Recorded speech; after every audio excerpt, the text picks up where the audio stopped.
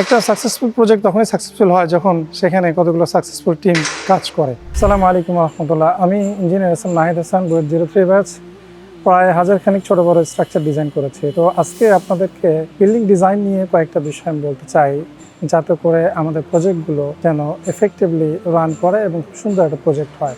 বন্ধুরা, আমরা যখনই একটা বাড়ি করার সিদ্ধান্ত নিই, সর্বপ্রথম আমরা অনেক সময় নিজেরাই কাটাকাটি করি, কিন্তু যেটা আমাদের করতে হবে একজন স্পেশালিস্ট, একজন আর্কিটেক্টের কাছে যেতে হবে। সেই আর্কিটেক্ট আমাদেরকে একটা প্ল্যান করে দেবে।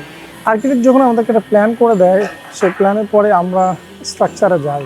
স্ট্রাকচারে যাওয়ার সময় আমরা অনেক সময় যে ভুলটা করি সেটা হচ্ছে একজন ভালো সয়েল টেস্ট কোম্পানির কাছে যাই না, যার ফলে আমাদের সয়েল টেস্ট রিপোর্টগুলো অনেক সময় ভুল হয়ে যায় এবং এই ভুল রিপোর্টের উপরে তখন ভুল ডিজাইন হয়ে থাকে।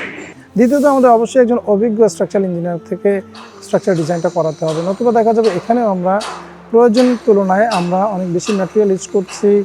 আমাদের রড, সিমেন্ট এগুলো সবই দামি জিনিস।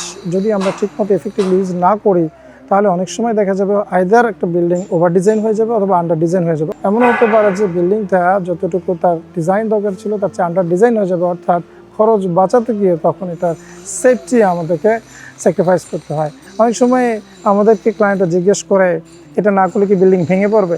আসলে বিল্ডিং ভেঙে পড়া না পড়ার বিষয় না, আমাদেরকে যেটা করতে হবে যে বাংলাদেশ ন্যাশনাল যে বিল্ডিং কোড আছে সেই বিল্ডিং কোড অনুসরণ করে ডিজাইন করতে হবে। তো যখন নাকি আমরা ভালো আর্কিটেকচার ডিজাইন এবং স্ট্রাকচারাল ডিজাইন পেয়ে যাব, তখন আমাদের কাজ হচ্ছে একজন ভালো কন্ট্রাক্টর নিয়োগ দেওয়া। এবং এক্ষেত্রে বন্ধুরা, আমরা অবশ্যই খেয়াল রাখবো যেন দক্ষ একজন কন্ট্রাক্টর নিয়োগ দেওয়া হয়।